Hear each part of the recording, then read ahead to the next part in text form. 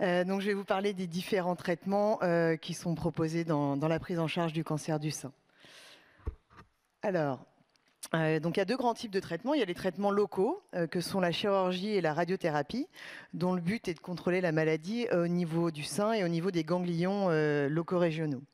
L'autre grand type de traitement, ce sont les traitements généraux. Leur but, c'est de contrôler les risques éventuels de dissémination de la maladie, autrement dit le risque de métastase.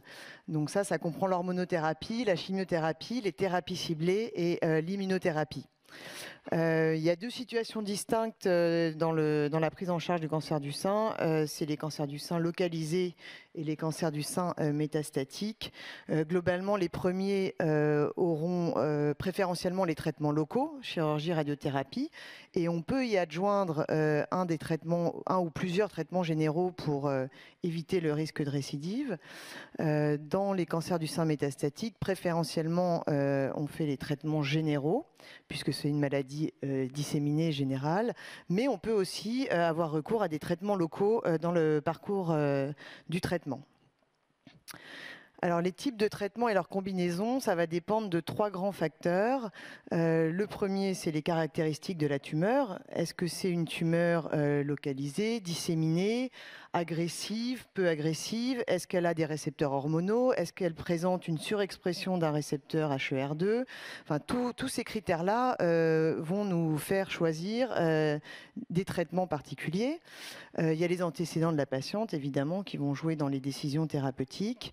Donc, si la patiente a des pathologies associées, a de lourds antécédents, etc., ça va influer sur les décisions. Et le troisième facteur, évidemment, les traitements sont toujours une décision partagée entre la patiente et son médecin. Alors, le premier traitement dont je vais vous parler, c'est la chirurgie. Elle a plusieurs objectifs, la chirurgie. Tout d'abord, c'est d'avoir un diagnostic histologique précis, parce qu'on a un diagnostic histologique quand on fait la biopsie, mais le fait d'avoir la pièce opératoire, la tumeur dans son ensemble, ça va nous permettre d'avoir une bien meilleure idée de la nature de la tumeur, de son agressivité, de ses caractéristiques, etc. La chirurgie elle va aussi permettre d'analyser les ganglions qui drainent la tumeur et donc de savoir s'ils sont ou non envahis par des cellules tumorales. Le fait qu'on retrouve des cellules tumorales au sein des ganglions, c'est le signe d'une maladie un peu plus avancée, puisqu'elle a dépassé la glande mammaire, elle a commencé à disséminer le long des voies lymphatiques. Donc ça, c'est un élément important aussi pour décider des traitements complémentaires à proposer aux patients. Le troisième objectif de la chirurgie, c'est évidemment de guérir localement, c'est d'enlever la totalité de la tumeur dans le cadre d'une maladie localisée. Et enfin, c'est d'obtenir le meilleur compromis possible au niveau esthétique. Donc, il y a deux grands types de chirurgie. C'est le traitement historique, on va dire, le premier qui a été proposé, mais maintenant, c'est celui qui est le moins utilisé. C'est quand on enlève la glande en totalité, c'est la mastectomie radicale modifiée ou mastectomie totale. Donc, c'est, comme je vous le disais, retrait total de la glande mammaire. C'est toujours associé à une exploration axillaire. On va toujours aller rechercher des ganglions axillaires pour savoir s'ils sont ou non envahis par des cellules tumorales. Cette chirurgie, maintenant, donc, on la fait de moins en moins.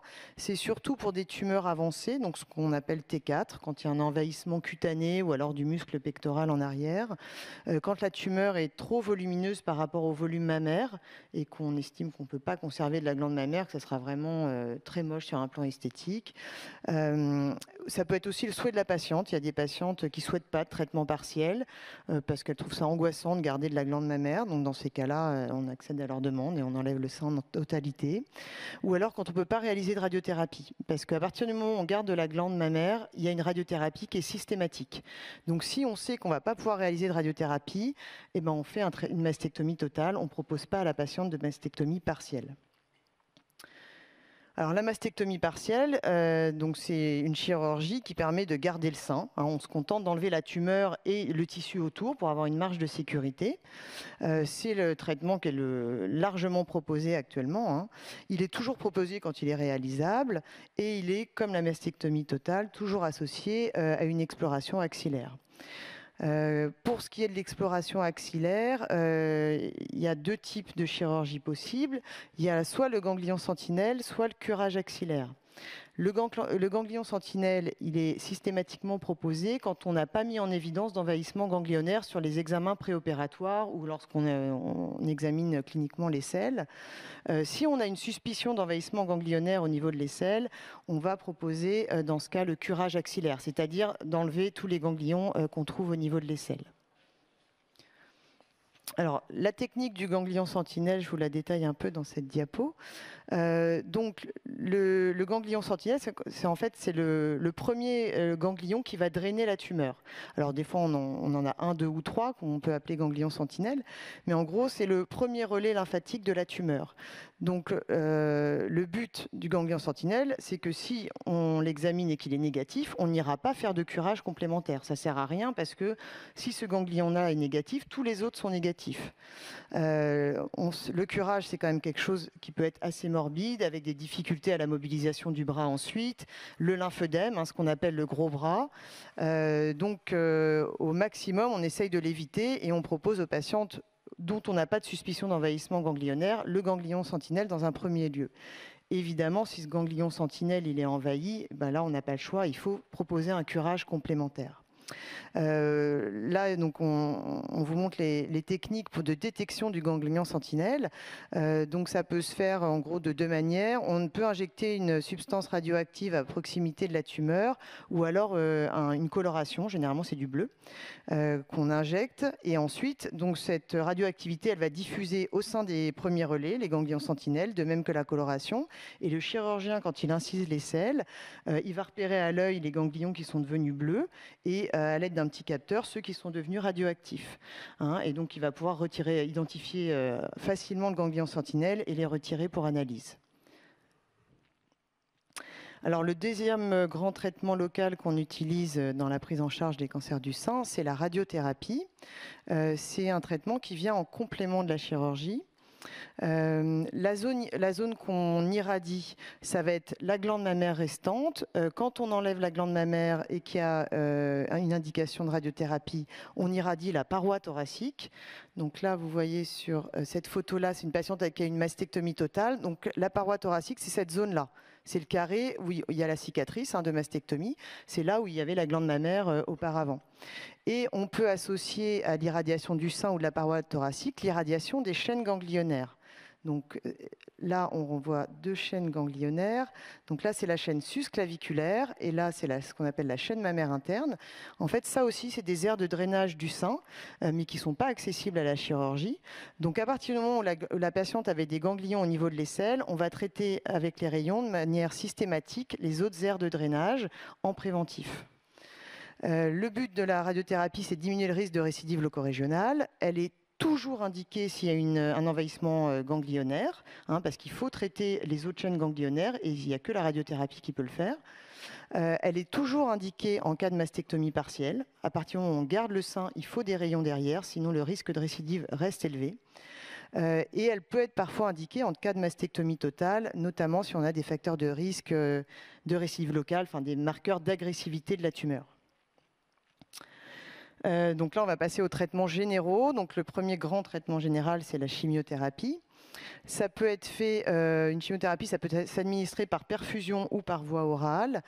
Quand elle est administrée par perfusion, il y a nécessité de pose d'une chambre implantable. C'est le petit boîtier qu'on voit ici.